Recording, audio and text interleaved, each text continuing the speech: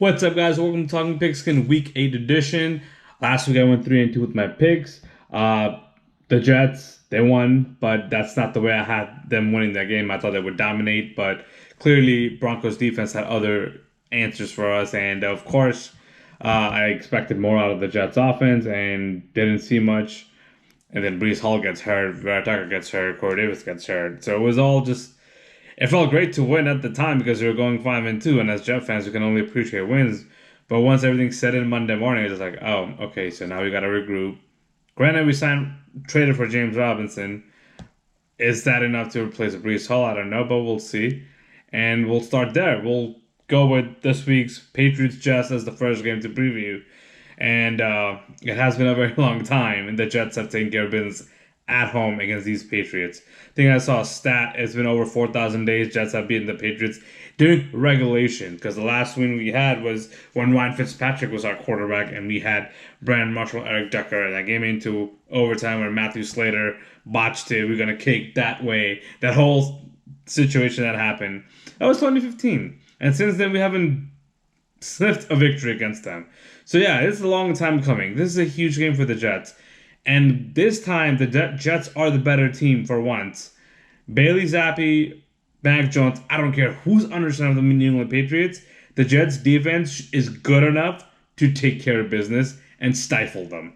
On offense side of the ball, now that Brees Hall is gone, Michael Carter is going to be the lead back once again.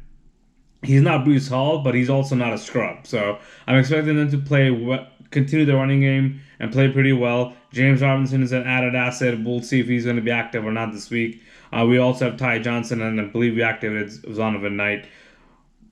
Zach Wilson's got to play. I mean, Michael LaFleur knows that, and they got to unleash the kid. He's a second-year quarterback.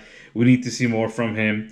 In a very good game, up until fourth quarter, and I think the Jets will open the game up, and Jets will win by 10. Give me 24-14. Jets win on Sunday, and finally, after 7 years, beat the goddamn Patriots at home.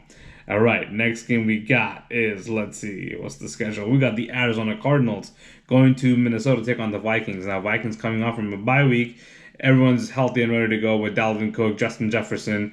That offense has been rolling all year long. Kevin McCollum had a hiccup at Philadelphia, but the Eagles are undefeated, so you can't really look at put too much stock into that. So the Vikings have been great. They're 5-1. In come the Cardinals, who just got DeAndre Hopkins back, and immediately Kyler Murray kept going to him last Thursday in a very good shootout game against the Saints.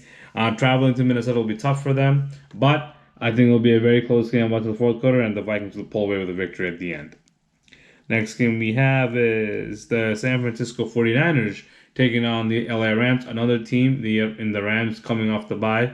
I believe Cam Akers is done and dusted with that team, so the running game is going to be suspect. So Matthew Stafford has got to play better. He hasn't been himself so far in the season. He's got to get Cooper Kupp, Allen Robinson involved more in the passing game and see if they can go toe-to-toe against the 49ers, who I believe Jimmy G is okay, and they just added Christian McCaffrey on the offensive side of the ball. I believe Debo is out, so that's going to be a little... So Ben Ayuk will have to play a lot better than previous weeks. The 49ers defense has been absolutely mind-boggling this year. They've been playing out of their minds. The Rams defense, yes, you have Aaron Donald and Jalen Ramsey, but outside of that, they're not really that good of a defense. In a very good game, I'm picking the 49ers to win and complete the season sweep of this year. Next game, we have the Giants at the Seahawks. Now, no one expected the Giants to be 6-1, and no one expected the Seattle Seahawks, Geno Smith-led Seattle Seahawks, to be 4-3 and leading the NFC West. This has been a bizarre season for sure. I definitely think the Giants have a very good defense who can travel, of course, and Wink Martindale has them playing. Not sure what happened against Cooper Rush at home in that Monday night game, but outside of that, they've been very solid on defense side of the ball. And Daniel Jones has been playing mistake-free football. Brian Dable has been doing an amazing job knowing the limitations of DJ and putting Saquon to work. Their offense went to Saquon. I believe going on the road against a hot Seattle team where Geno Smith is playing really good and Seattle defense isn't terrible. Tariq Woolen is a great corner over there. I think in a very good game, I think Geno will get the victory and Seattle will win. Next game and the final game of the week, we have the Green Bay Packers traveling to Buffalo Bills, Sunday Night Football, of course. Now, the Buffalo Bills are favored by 11. Now, if this was any other team, I would have been like, all right, you know what? Yeah, makes sense. As good as the Buffalo Bills are, it is still Aaron Rodgers. And I think we're just forgetting that. I get it. Tom Brady and Aaron Rodgers are having bad games this year, but that doesn't mean we just forget who they are and why their name just shakes everyone in the league. You need to understand the Packers are 3-4, their backs against the wall. Am I going to pick them to win this game? Probably not. But do I expect to lose by 11? Absolutely not.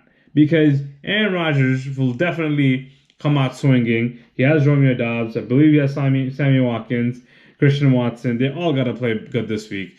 The Buffalo Bills secondary has been decimated with injuries, so they got to take advantage. Running game, I'm not so sure. I've A.J. Dillon and Aaron Jones will be effective as much because the Bills' front seven is great.